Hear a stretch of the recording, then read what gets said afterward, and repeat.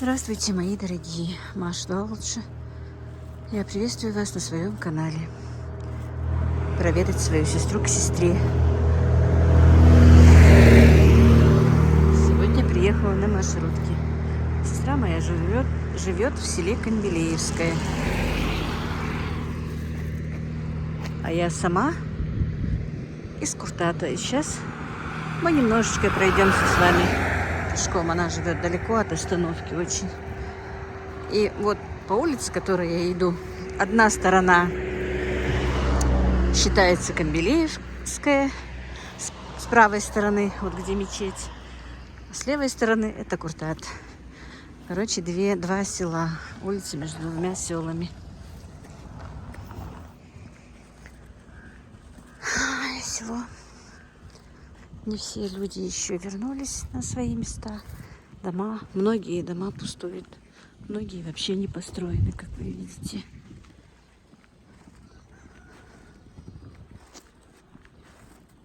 Как-нибудь я вам покажу, где жила я сама.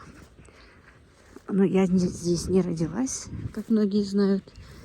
Мне было 3 годика, когда мы переехали сюда жить из Казахстана. Я родилась в Казахстане. Приехали мы из Казахстана только в 70-м году. Прожила я в Куртате 16 лет. В 19 я вышла замуж. Конечно, ностальгия по местам, где ты прожил. Но тут уже совсем не то.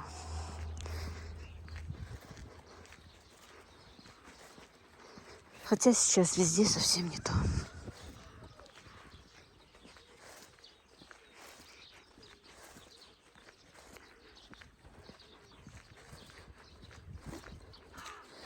У нас так не очень холодно и не тепло. Влажность большая, сыро. И за счет этого немножко кажется, что холодно. Но я тепло одета, мне вообще не холодно. Вот такие вот дела. И, друзья, раз я иду и снимаю, я с вами не прощалась вчера. Многие, конечно, это поняли, некоторые не поняли. Я прощалась только если закроют YouTube, потому что идут такие разговоры. Но и, честно сказать, не очень-то хотелось открывать другие площадки, начинать все с нуля. Но, прочитав ваши комментарии и читая их, вы не поверите, слезы у меня просто так. И это не лицемерие. Слезы просто так лились из глаз. Я не могла себя удержать. Мне было очень приятно.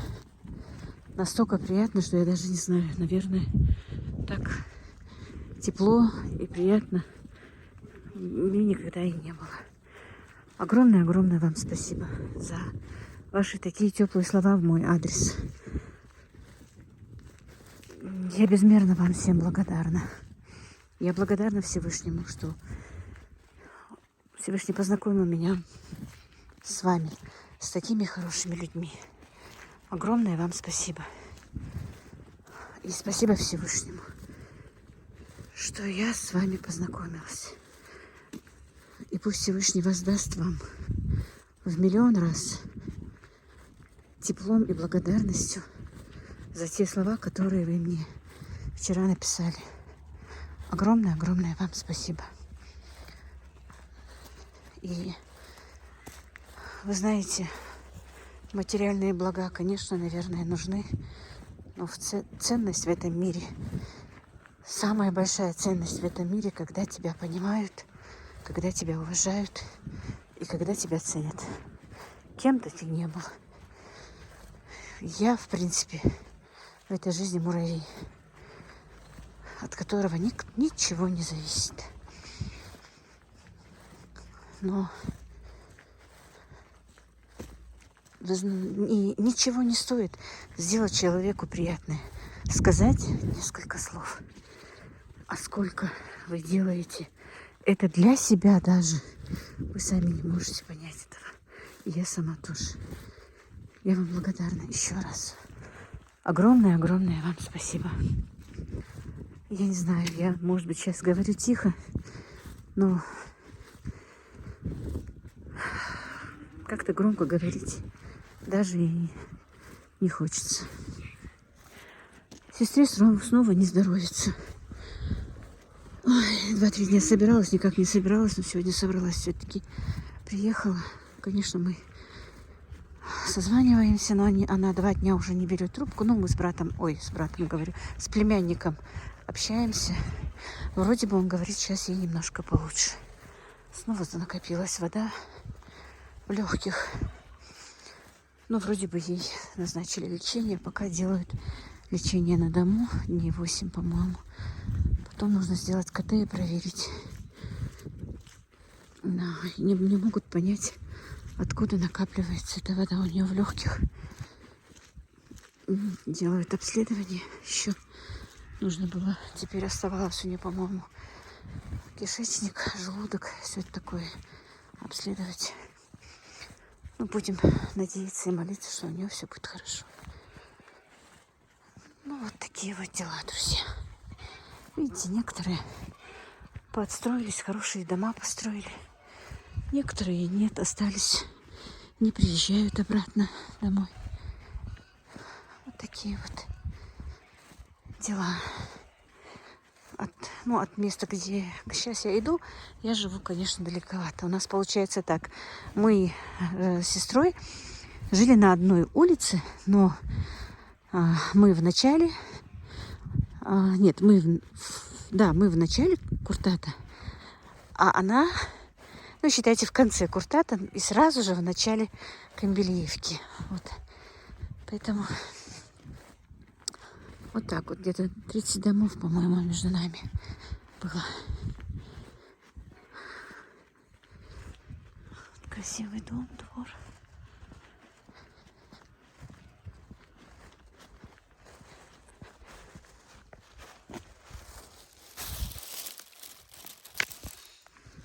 Ой, смотрите, тут у кого-то и павлин есть. Вот бы хвост распустил. Интересно. Красивенький такой.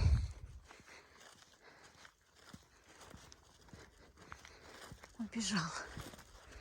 Цесарки, павлины. Я не люблю цесарок, но говорят, у цесарок очень полезное яйцо. Ой, убежал павлинчик. Показал бы он свой красивый хвостик. Вон еще один. Тут, видимо, павлин девочка. У нее хвостик красивый. По-моему, так. Павлины мальчики бывают красивые, с красивыми хвостами, а девочки некрасивые. Вот, тоже убежала. Ну и вот, друзья, я дошла. Это вот дом моей сестры. Вот. Этот они уже построили, этот дом должен быть домом старшего сына. Его нет дома, он живет в Сочи со своей семьей. А вот дом моей сестры. Так, ну вот я у сестры. Мы сели пообедать. Вот так он нам сноха накрыла стол. Вот моя сестричка. Как ты себя чувствуешь? Лучше чувствую сейчас. Пугает она нас частенько. Пугаешь ты нас всех частенько. Сегодня, говорит, я лежала, говорит, не хотела ничего делать, грустно было. Ты пришла, говорит, я вдохновилась. С утра плохо было. А как Лейла приехала, как-то немножко взбодрилась. Все-таки сестра. Так, ну вот, все, будем обедать.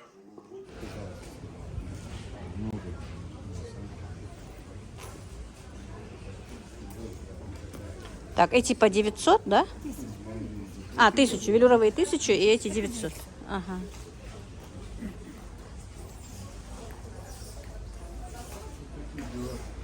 Так, друзья, я уже от сестры уехала на рынке. Заскочила на рынок, посмотрю, что да как. Давно не была, как вы знаете.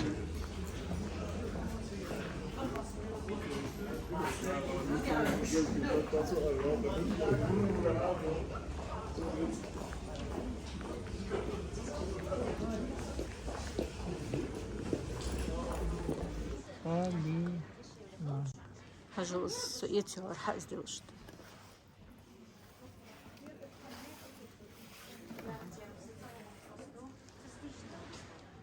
Все. Ой, хотела выбрать себе шторы, но что-то я не знаю. Что мне нравится, меня кусаются цены. Что можно было бы более приемлемо купить. Дороговато, ну, чтобы я хотела. А сколько ваш авокадо?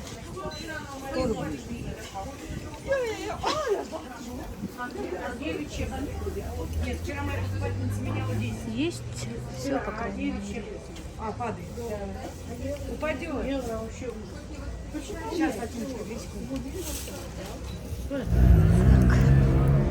Шла на оптовый рынок здесь. Ну, вернее, оптовая база. Хочу посмотреть, что по какой цене. Подъехала редиска. 50?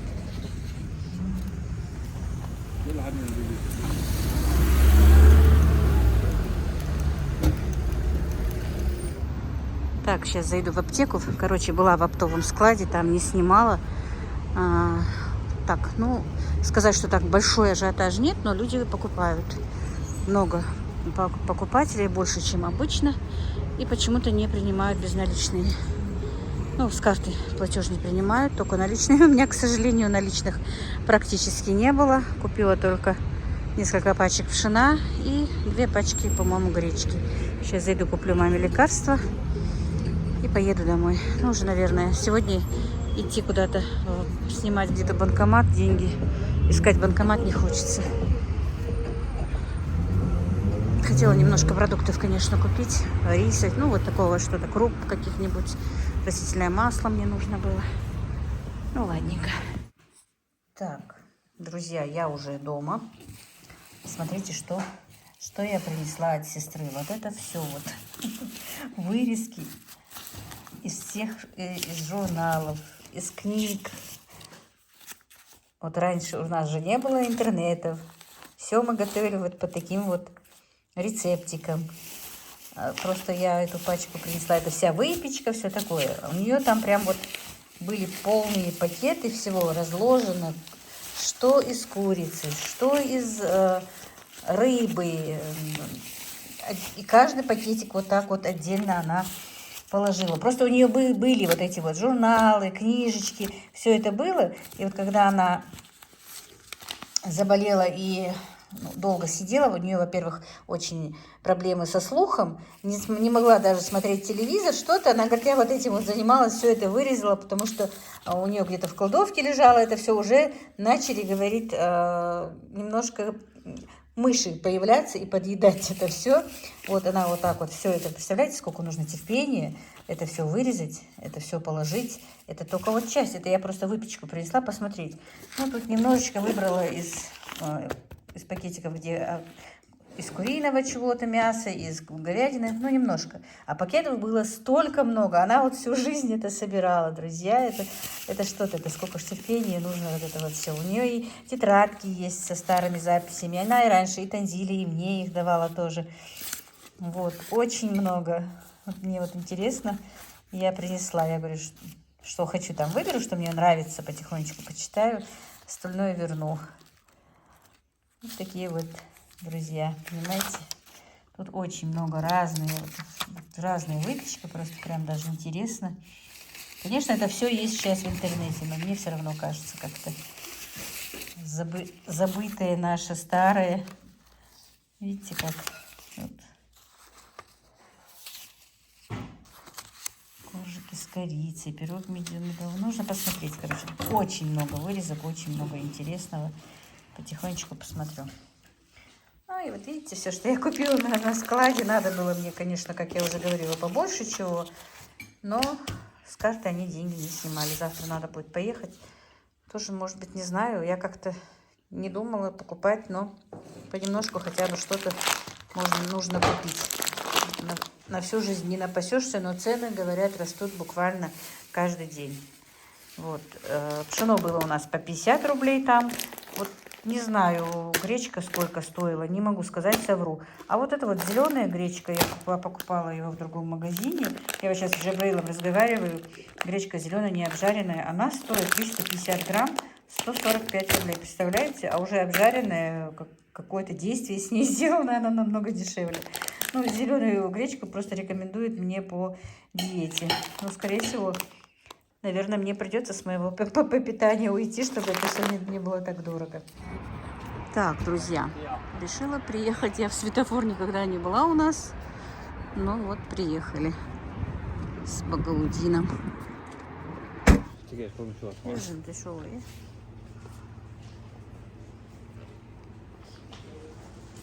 Печенье шорты.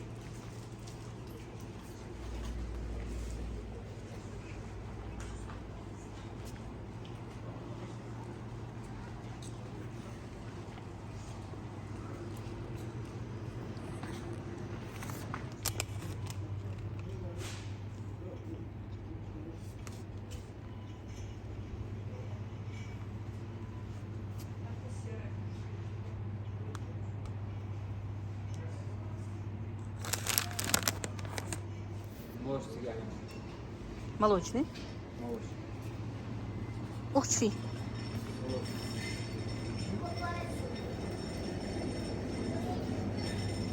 Так, друзья, значит, вчера я съездила в магазин, вчера не стала делать распаковку. Спит у меня Аишка, сегодня привезли мне детей. Дело в том, что опять простыла Аишка, а Мухаммед, то у него была рвота, то теперь у него понос. Ну, короче, ни его к няне, ни ее в садик нельзя, поэтому вчера она возила ее к свекру туда, водила детей, сегодня привезла мне. Оба малыша сейчас спят. Вчера просто вечером поздно мы приехали, не захотелось мне делать распаковку. Ну, дело в том, что я бы не сказала, что прям такой ажиотаж везде идет, но люди все-таки скупаются, как-то закупки делают какие-то. Как я уже сказала, в складе оптовом меня без налички не взяли, а в остальных магазинах брали. И в аптеке без наличку взяли, ну, с карты взяли, и ну, даже онлайн-оплату сделали, короче говоря. Просто в этом складе не брали. Ну, наверное, просто, не знаю, с каких-то соображений. Первый раз была в светофоре. Честно скажу, наш светофор мне не понравился. Там не было никаких круп, никаких. Были, правда, вот эти вот, начну с этого светофора, вот такие вот спагетти, но относительно дешевые, 35 рублей только пачка. Но я никогда их не покупала и побоялась взять лишние. Сегодня как-то думала, отварю, посмотрю, если они нормальные, то куплю штук 10-20, даже у меня спагетти любят, немножко куплю. В принципе, обычно я то же самое покупаю на месяц, ну, может быть, чуть-чуть тут больше чего-то. А так, обычная покупка, можно сказать. Мне это надолго не хватит. Значит, в светофоре я купила. Вот единственное, что было еще дешевая, была сметана. Я с тех пор, как села на правильное питание и у меня корова не доится, все-таки очень смотрю, из чего состав сметаны. Так, хоть и банка 800 грамм здесь, стоила всего 69 рублей. Ну, конечно, цена такая меня пугает. Еще раз скажу вам, я в светофоре была первый раз. У нас, ну, открыт, он и недавно у нас, по идее, но и со дня открытия я там не была никогда. Но, прочитав состав, вроде бы в составе нормализованные пастеризованные сливки и заквасочные микроорганизмы. Все, тут нет больше ничего, поэтому я купила. Ни пальмового масла, ничего. И вроде бы на вкус тоже более-менее такое хорошее. Значит, купила АОС. Так, бумажные полотенца 74 рубля. Средства для посуды 70 рублей, тоже недорого. У нас, по-моему, 90 в нашем магазине. По-моему, да. Да, по-моему, 90. Ну, вот эти вот вещи, да, дешевле. Это вообще 19 рублей стоит. Тоже дешевле у нас получается. 35, по-моему. Да, вот это тоже дешевле получается. Купила вот такой вот, ну, его стоимость я не смогу сказать, сколько у нас стоит, потому что я такой крайне редко покупаю порошок. Но он у нас здесь у них стоил... Так. Бимакс, вот, 369 рублей. Вот, в принципе, тоже недорого. Здесь сколько килограмм? 6 килограмм. Ну, это мне примерно на 2 месяца однозначно хватит.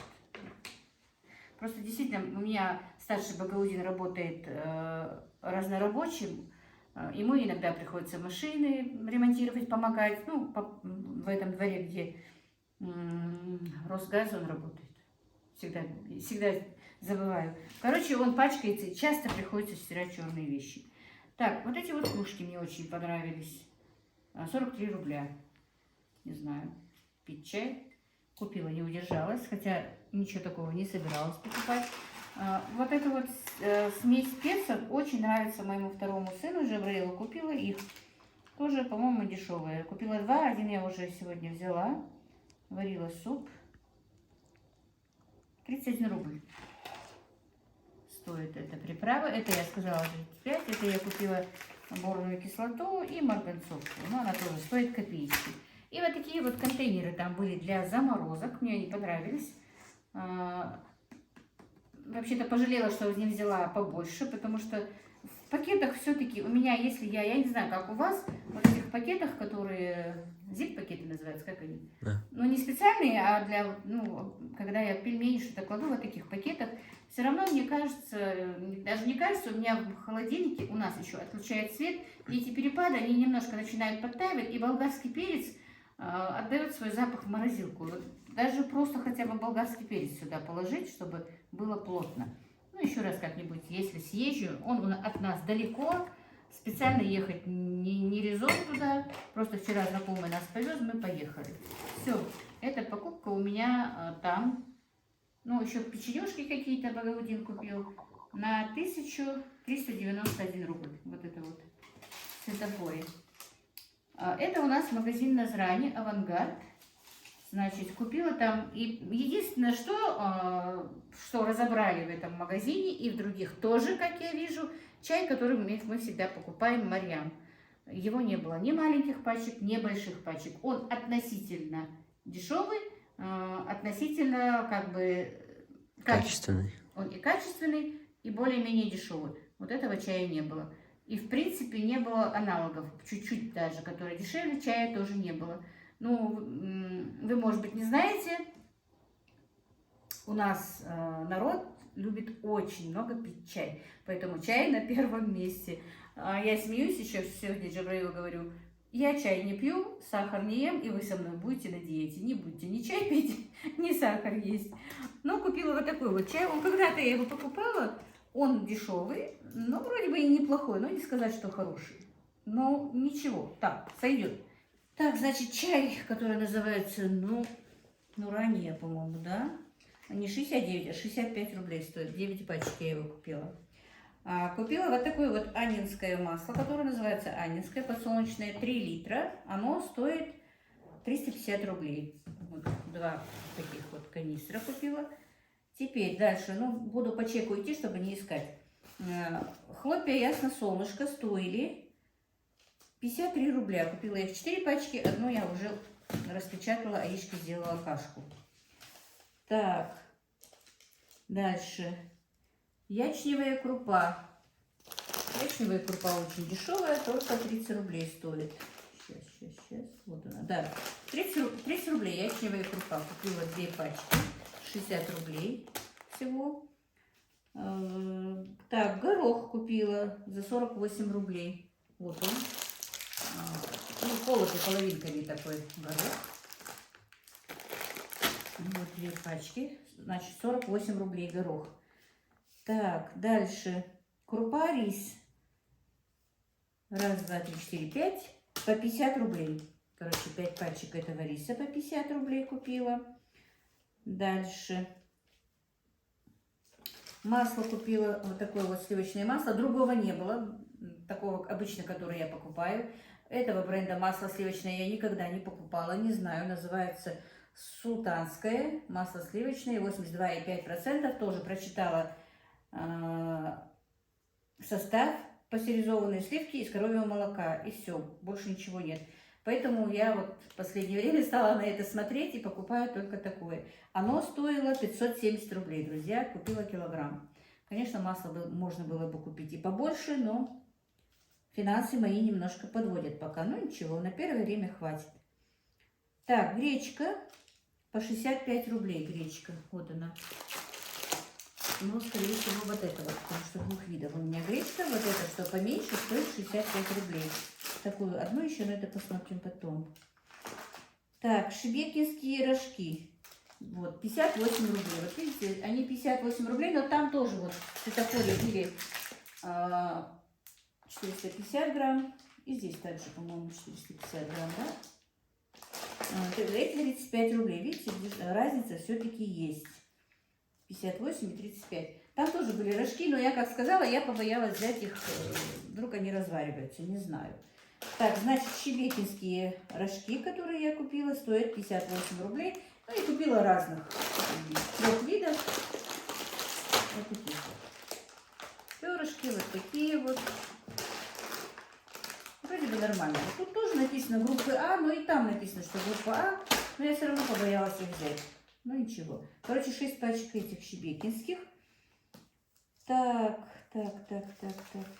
Перловка. Купила перловку, 39 рублей, девочки. Как я любила раньше перловку, даже просто так, не варить из нее рассольник, ничего, а просто отварить как кашу, положить туда масло, кусочек. Обожала, но мне ее, к сожалению, сейчас нельзя. У меня Жавраил тоже любит перловку, ну, взяла просто одну, на всякий пожарный. Так, значит, перловка стоила 39 рублей, как я сказала. Гречневая крупа, вот это вот уже большая упаковка, стоит 92 рубля. Теперь пшено. Пшено мы в доме уважаем. Я еще пшено, я вам показала еще, что покупала вчера. И сегодня, ну не сегодня, а на второй день показываю. Купила еще 3 пакета. Один мы сегодня утром варили уже. Пшено у нас едят все буквально и очень любят. Пшено тоже конечно, оно было намного дешевле, но сейчас оно стоит 44 рубля. Тоже ничего купить можно. Так, смесь дикого и бурого риса. Это я купила для себя. Он тоже относительно недорогой. 87 рублей, но тут нет, тут 500 грамм. Вот. Это для меня, потому что такой белый рис я не ем. Так. И рис какой-то интеграли. Не знаю, что за рис, но он тоже такой не шлифованный, не белый. И тут какой-то рецепт салатика итальянского стоит. Что-то захотелось мне, тоже его купила себе. Так, вот он, 55 рублей, тоже недорого, не очень дорого. Так, кукурузную крупу купила, 1 пакет кукурузной крупы. Теперь пожалела, что купила только 1 пакет. Он стоит всего 33 рубля. Тоже у нас очень хорошо едят эту кашу. Ну, в принципе, не надо, наверное, и больше на всю жизнь не напасешься по-любому. Так, длиннозерный рис купила 69 рублей. Такой вот. Длиннозерный я обычно добавляю с ним. И когда плов делаю, и когда делаю сладкий плов тоже. Короче, 80% этого, 20% этого добавляю. И он получается более такой рассыпчатый. Научила меня его моя второй повар. Когда я работала, местный повар, моя подруга, можно сказать, Мария. Так, дальше. Пищевая сода стоит 28 рублей. Купила 2 пачки. Как раз у меня почти заканчивалась сода. Надо было соль, вообще-то ящик взять, но что-то я не захотела его таскать. 15 рублей пачка соли. 4 пачки соли купила. Так, дальше. Макфа трубочки стоят 60 рублей. Вот. 3 пакета этих макфа купила.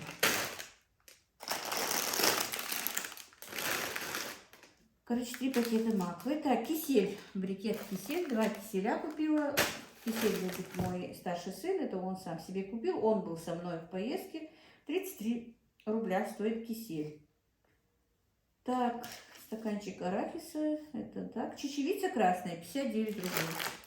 Чечевица тоже подорожала, она стоила так чуть-чуть дешевле. Но чечевицу тоже у меня, кроме Ибрагима, едят все. 59 рублей. Короче, эта покупка у меня обошлась 3535 рублей, друзья. Вот. И 1390 рублей та покупка. Вот так вот. Ну, вот так вот, друзья. Вот такие вот у меня покупки за вчерашний день. Я сегодня, если честно, тоже собиралась поехать на рынок купить свеклы, купить моркови, купить для себя пекинскую капусту, редьку купить, потому что все-таки не хочу сходить с диеты. 2 месяца моего труда, чтобы ушло на смазку, а мне нужны овощи, хотя бы такие овощи, которые не очень дорогие. Морковь, свекла, капуста и что еще? Все вроде бы, да? Пекинскую капусту еще. Ну, это придется. И картошку мне надо было купить. У меня там осталось буквально килограмм 5, наверное, у меня есть еще картошки. Но для нашей семьи этого мало. Надо мне еще купить мешок картошки. И хотела я купить семян. Если честно, я не собиралась покупать семена и делать рассаду. И я это говорила и на канале, и девочкам своим.